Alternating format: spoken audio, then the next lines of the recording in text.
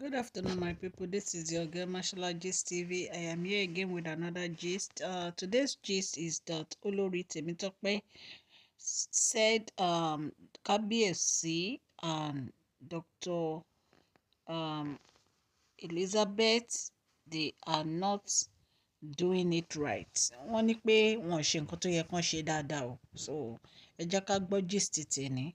If today is your first time on my channel, can you please go straight and press that notification bell so that whenever I post any gist, you can get it. And to my old subscribers, I say thank you. God Almighty will bless you.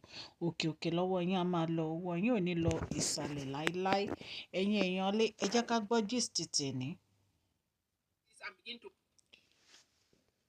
So wọ́n ní pé Queen Temitope ní pé ojú ayé kábíyèsí wípé ó ti pọ̀ jù, wípé wọ́n ń fi olórí kọ́kẹ́ kan, wípé kí àwọn tó kúrò ní palace pé kábíyèsí ti ná 40 million close to 50 million káwọn tó kúrò ní palace.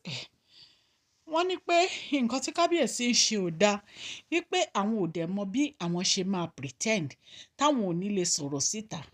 So wọ́n ní Queen Temitope sọ pé ìgbà tí wọ́n fẹ́ ṣe wedding yẹn pé òun ti rí gbogbo bí ó ṣe ń lọ, wípé àwọn mọ̀ọ́mọ̀ kúrò nínú palace ni nítorí pé àwọn ò fẹ́ nǹkan tó máa affect health àwọn ò fẹ́ nǹkan tó máa affect mind àwọn ò dẹ̀ fẹ́ ní jealousy fún anybody, wípé nítorí àwọn ò dẹ̀ fẹ́ fi anybody sínú, àwọn ò dẹ̀ fẹ́ hate anybody, nítorí ẹ̀ làwọn fi walk away. Wọ́n nígbà táwọn dẹ́dẹ̀ wọ́n láwọn ní one-on-one meeting pẹ̀lú kábíyèsí, wípé kábíyèsí ń béèrè pé kí ló dé táwọn lọ báyẹn, ṣe bó yẹ káwọn dúró káwọn support wọn. Wọ́n ní pé márèjì tí kábíyèsí ṣe fáwọn epo dàbí ìyàwó sàárà ni, wípé kábíyèsí ò ná owó kọ̀ọ̀kan, wípé àwọn làwọn ná everything, wípé the only thing tí kábíyèsí provide ó ní cow. Wọ́n ní kábíyèsí wọ́n practice the favoritism, wípé wọ́n nífẹ̀ẹ́ ìyàwó ìmíì ju ìmíì lọ, wípé wọ́n dẹ̀ jẹ́ kí ó hàn sí gbogbo àwọn táwọn wà nínú palace, wípé ìgbà táwọn fẹ́ ṣe wedding àwọn, wípé káwọn nìkan ni kábíyèsí fà sílẹ̀, wípé ìgbà tí Elizabeth wá fẹ́ ṣe wedding pé wọ́n wá ṣe wedding nígbà tó yẹ pé wedding ò ní tán mọ́, wípé to the extent pé wọ́n lọ ń gbé private jet ni wọ́n lọ fi ń káwọn èèyàn láti US àbí láti Switzerland wá sí Èkó. Wọ́n ní ta ni ó máa rírun nǹkan báyẹn tí ò ní jealous àbí tí ò ní bínú, wípé inú àwọn ò dùn rárá sí kábíyèsí pé nítorí ẹ̀ làwọn fi kúrò nílé Ifẹ̀ táwọn fi lọ sí event táwọn fẹ́ lọ. So olórí Ronke continue, wọ́n ní nǹkan tí àwọn lè ṣe fúnra wọn ni káwọn protect mental health àwọn, wípé àwọn ò fẹ́ nǹkan tó máa disturb àwọn ò fẹ́ nǹkan tó máa disturb mind àwọn, wípé àwọn ti mọ orí èèyàn tí kábíyèsí jẹ́ pé favour one wife than the other ni nǹkan tí kábíyèsí ń ṣe, wípé kábíyèsí máa ń ṣe ojú ayé sí àwọn obìnrin, wípé wọ́n á máa fìfẹ́ hàn sí ìkan jù kan lọ, wípé kò dẹ̀ ń ṣe èní ni kábíyèsí ti máa ń ṣe. Wọ́n nígbà tí kábíyèsí dẹ̀ ní meeting pẹ̀lú àwọn, wọ́n láwọn sọ mind àwọn fún kábíyèsí pé nǹkan tí kábíyèsí ń ṣe ò dáa, pé kí ló dé tẹ́ ẹ ná almost 190 something million lórí wedding táwọn dẹ̀ wà ń palace yẹn tó jẹ́ pé kábíyèsí ń ṣe bí ẹni pé àwọn ò wà important, wípé àwọn ò dẹ̀ ní jẹ́ kéèyàn kan wá wọ́ àwọn ńlẹ̀ turuturu. Wọ́n nítorí ẹ̀ làwọn fi dúró sórí ọwọ́ àwọn, wípé àwọn ò fẹ́ wàhálà, wípé jẹ́jẹ́ àwọn làwọn ń lọ, wípé ṣùgbọ́n nǹkan tí kábíyèsí ṣe, wípé bí ìgbà tó yẹ pé àwọn wọn ka àwọn kún ní ìwà tí kábíyèsí wù. So wọ́n wá ní àwọn wá bi kábíyèsí pé kí kábíyèsí ṣàlàyé fáwọn pé kí ló wà ní inú ayé Elizabeth tó jẹ́ pé ó fi yàtọ̀ sáwọn, wípé kí ni nǹkan tó jẹ́ pé ó ṣe bàbàrà, àbí kí ni nǹkan tí kábíyèsí rí tó jẹ́ pé àwọn ò ní, tó jẹ́ pé kí kábíyèsí fi máa treat àwọn báyìí tó fi ń favour Dr. Elizabeth.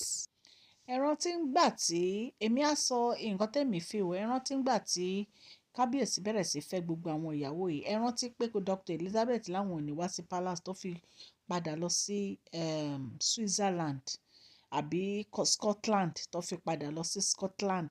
Mo rò pé wọ́n fún kábíyèsí, wọ́n fún wọn ní nǹkan tí wọ́n fẹ́ kí kábíyèsí ṣe fún wọn ni.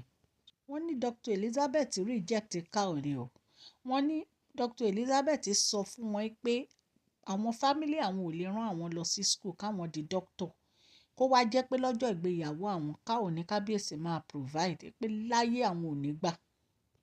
wọ́n ní Dr. Elizabeth sọ fún wọn pé tí ò bá ti lè fẹ́ àwọn ní iṣu lọ́kà pé kí kábíyèsí fi àwọn sílẹ̀ kó jẹ́ káwọn move on pẹ̀lú life àwọn kó jẹ́ káwọn move on pẹ̀lú ẹlòmíì pé kì í ṣe ojú ayé àwọn wípé kì í ṣe ojú ayé àwọn ni ọkùnrin á wá fi cow á wá fi fẹ́ àwọn pé láyé táwọn kàwé tí ò ń ṣe pé àwọn ò kàwé wípé kò ní ṣẹlẹ̀. wọ́n ní nǹkan tí ó ṣẹlẹ̀ ní ọ̀rọ̀ tí kábíyèsí fi ṣe ìyàwó rẹpẹtẹ fún Dr. Elizabeth nìyẹn.